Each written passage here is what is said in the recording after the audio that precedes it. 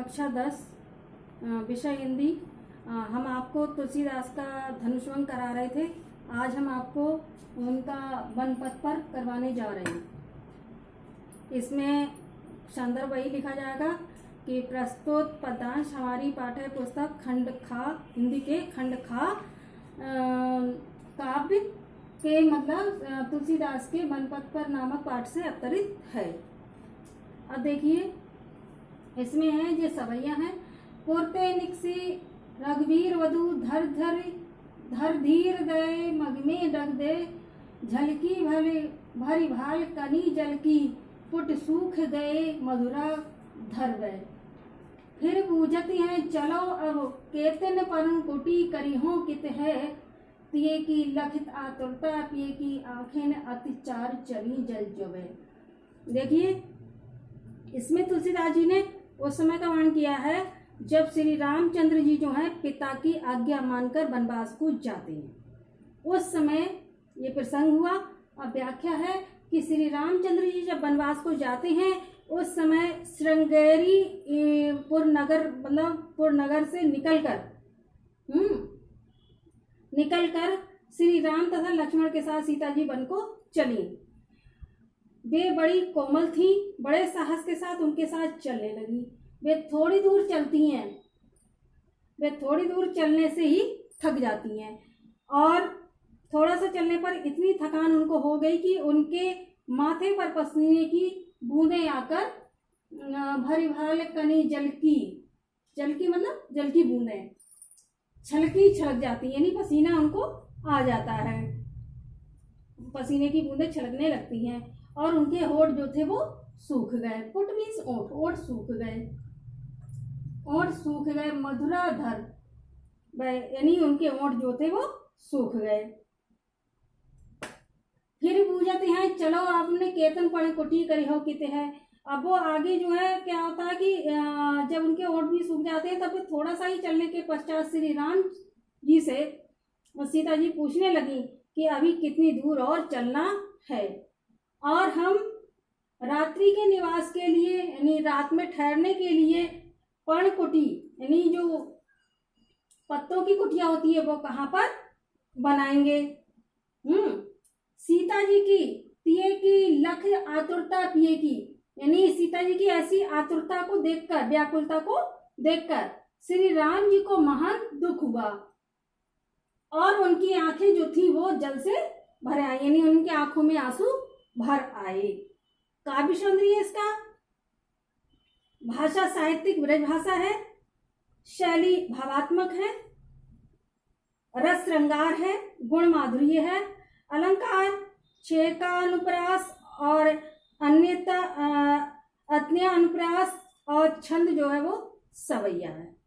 और दूसरा देखिए जल को गए लखन है लड़का परखो पिए छाए घरीक है अवैध ठाड़े पोच पसे बयार करो और पाए पखारा हाँ भूभुर ठाड़े।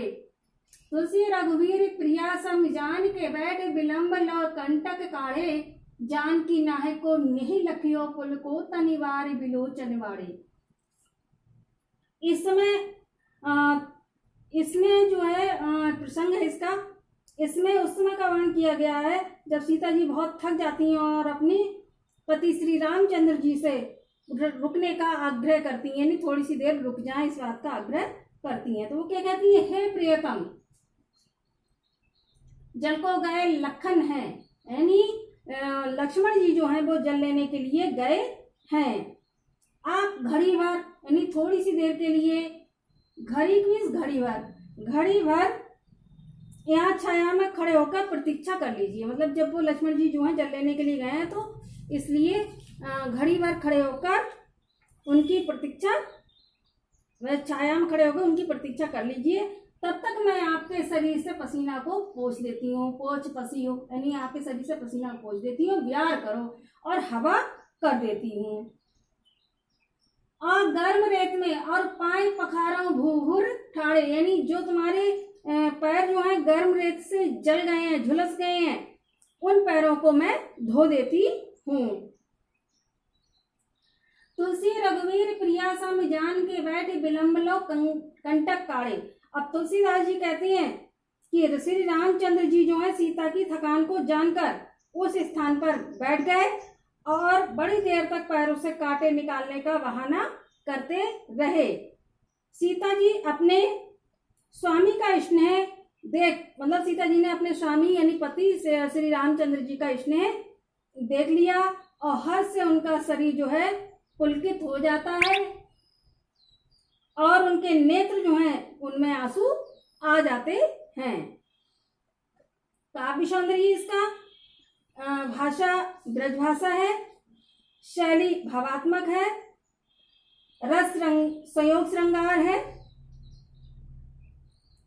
अलंकार अनुप्रास है, छंद सवैया है और गुण प्रसाद है।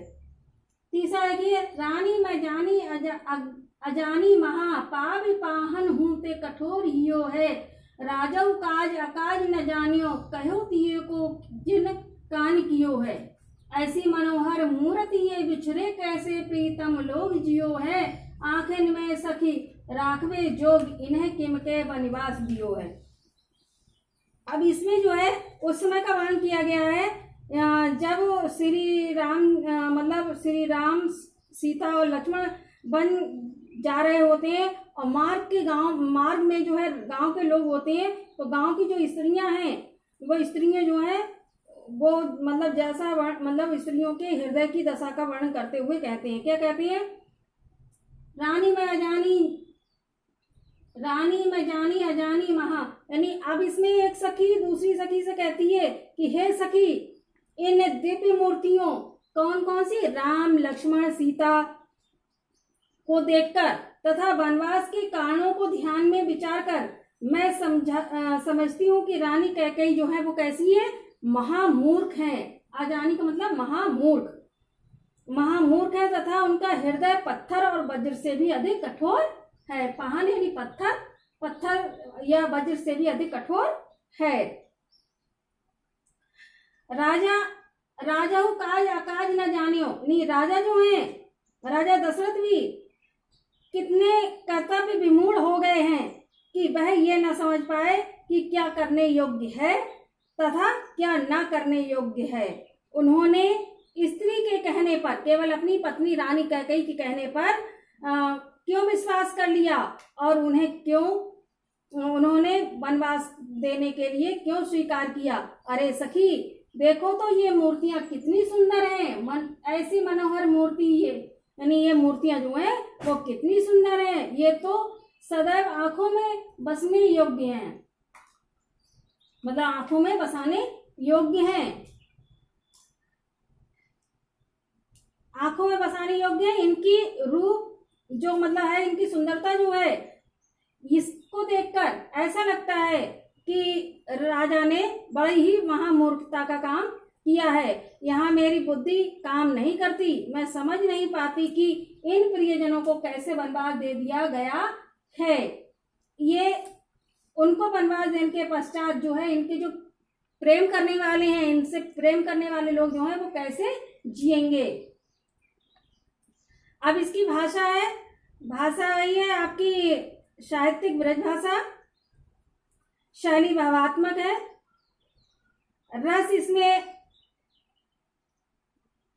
जो है इसमें आपका श्रृंगार वो वियोग श्रृंगार है और छंद सवैया है, गुण प्रसाद है।